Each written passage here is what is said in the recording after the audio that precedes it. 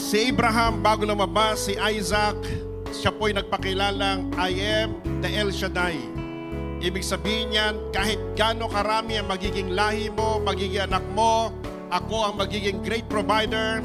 Siya po ang tinatawag na God Almighty, the All-Sufficient One.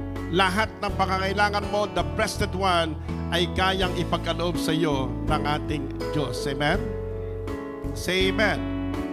Kaya sa lahat ng tatay at maging nanay, tandaan po natin, ang partnership po natin sa pagtatatag ng pamilya ay walang iba kundi si Lord, God Almighty, the El Shaddai. Kaya wala kang dapat katakutan sa pagkapanganakan, maging sa future mo. Ang Diyos, sabi nga ng Bible, ako'y magiging Diyos nyo magpakailanman. Hindi ka iiwanan ng Diyos magpakailanman. Amen? Sabi mo,